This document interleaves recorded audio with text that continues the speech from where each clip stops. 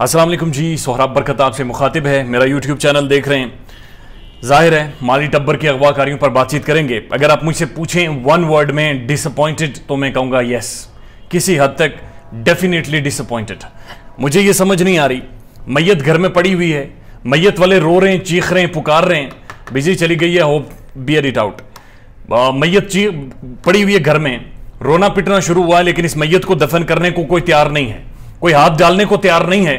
और ये उसी मैयत को घर में रखकर उसे कभी फूल चढ़ा रहे हैं, कभी प्रोटोकॉल दे रहे हैं, कभी घी उसके मुंह में डाल रहे हैं। आज भी ऑप्टिक्स पर अगर आप जाएं, वो सारी वीडियो आप देखें, हैरत होती है कि एक मुलजिम को, एक अगवाकार को आप प्रोटोकॉल देती फिर रही है पुलिस, वर्दी पहनकर प्रोटोकॉल दे रही है। और बदकिस्मती से हमारी मुअज़्ज़ज़ अदलिया, बड़ा एहतराम तो है, इन अदालतों से ही रिलीफ मिलना है, लेकिन जो अदालती कार्रवाई है उन पर हम देख रहे हैं तारीख पर तारीख, तारीख पर तारीख, चीजों को डिले किया जा रहा है। Justice delayed is justice denied. इंसाफ सिर्फ होना नहीं चाहिए, होते हुए दिखाई भी देना चाहिए। और बदकिस्मती से हमें बिल्कुल नहीं दिखाई दे रहा कि इस केस में अभी तक इंसाफ हो रहा है। इस केस को जो यहां तक पहुंचाया, या हम लोगों ने जोर डालकर पहुंचाया है। और आज सूरत हाल यह है कि 150 दिन गुजर गया है। 150 दिनों में बच्चा पैदा होकर चलना शुरू कर देता है। 150 दिन गुजर गया है, आज भी जमानत में तोसी कर दी गई है।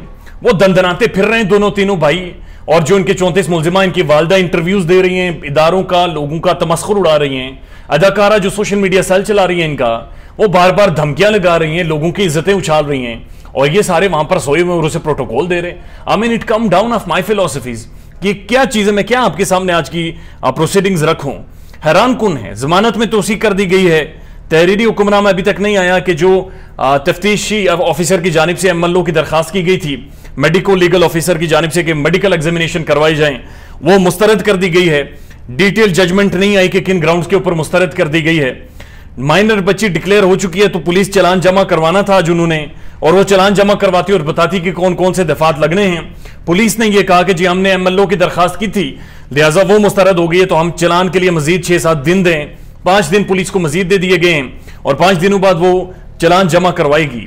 निकाह खां गिरफ्तार है, जूतियां मारी जा रही हैं, और इसी मुअज़्ज़ज़ अदलिया के मुअज़्ज़ज़ जजेस के रिमार्क्स थे कि तुमने मुआशरे को खराब किया है, तुम्हारी वजह से ये सारी तबाही पहुंची है।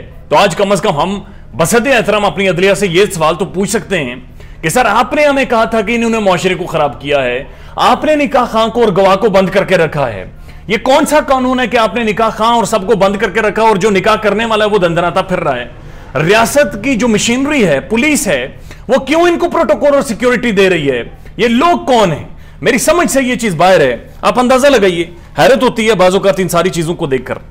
फेडरल में, विफाक के अंदर, पाकिस्तान की पार्लियामेंट में, पार्लियामेंट्री डेमोक्रेसी है यहां पर, पार्लियामेंट के अंदर एक कमेटी बना दी गई कि जुडिशियल रिफॉर्म्स करें, अदालती रिफॉर्म्स करें। और यह फैसला उस वक्त किया गया जब पंजाब, पाकिस्तान के सबसे बड़े प्रोविंस, पंजाब के डिप्टी स्पीकर की रूलिंग एक खानदान के हक में थी, लेकिन अदालत ने उसे खराब करार दिया। यानी कि डिप्टी स्पीकर की रूलिंग शरीफ खानदान के खिलाफ थी, और उसका उन्हें पॉलिटिकली नुकसान हुआ, तो उन्होंने फौरी तौर पर कमेटी बना दी कि ओवरऑल जुडिशियल रिफॉर्म्स करेंगे। अब अंदाजा लगाइए कि जब खानदानों को अपने जाती मुफादात उनके मुतासिर हों और वो रिफॉर्म्स करें, और दूसरी तरफ इंसाफ का ये हाल है बदकिस्मती से कि 150 दिनों के बाद भी एक चलान जमा नहीं हो पा रहा। एक एमएलओ की दरखास्त कभी देते हैं, कभी वापस लेते हैं। 150 दिन गुजर चुका है, ये मैयत घर में पड़ी हुई है, मुलजिमान वहां पर मौजूद हैं, पुलिस के हाथ पकड़कर दंदनाते हुए ये लोग फिर रहे हैं। इनकी वालदा इंटरव्यूज दे रही है, इंटरव्यूज में वो लोगों को लेक्चर्स और पहाड़े सुनाती है कि इससे माड़ी माड़ी लड़कियां भागकर आ जाती हैं। इस चीज को प्रमोट कर रहे हैं, और आज फिर तोसी दे दी गई है, एक बार फिर तारीख दे दी गई है, एक बार फिर लॉलीपॉप दे दी गई है। 6 दिन मजीद इंतजार करेंगे, रिपोर्टर्स मजीद मौजूद होंगे, मजीद इस केस के हवाले से कोई अपडेट होगी सामने रखेंगे। इन्वेस्टिगेटिव ऑफिसर अपने चलान में बड़ा क्लियर लिख रहा है कि ये बहला फुसलाकर बच्ची को लेकर गए हैं, इन्होंने बच्ची को भगाया है। उसके बाद वो क्लियरली लिख रहा है कि शब्बीरा ये कह रहा है कि मैं मौजूद था, मैं बच्ची को लेकर भागा हूं। और ये पुलिस लिख रही है अपनी इन्वेस्टिगेटिव रिपोर्ट में कि एक भाई कुछ और कहानी सुना रहा है, दूसरा भाई कुछ और कहानी सुना रहा है। जब दोनों भाई कुछ और कहानियां सुना रहे हैं, जब एक आम फहम बंदे को समझ आ रही है, तो हमारी मुअज़्ज़ज़ अदलिया की कौन सी ऐसी हिकमत है जिसके बारे में कम से कम हम कम इल्मों को जरूर आगाह करें कि डिले किया जा रहा है, और इतना ज्यादा डिले कहीं ना हो जाए कि ये लोग खुद फैसला करने पर उतर आए और लोग बहुत सारे इंसाफ के तकाजों पर भी बातचीत करना शुरू कर दें। ख्याल रखिएगा अपना। डिटेल जजमेंट आएगी, मान लो रिजेक्ट होने की तो आपके सामने रखेंगे। अल्लाह हाफिज़।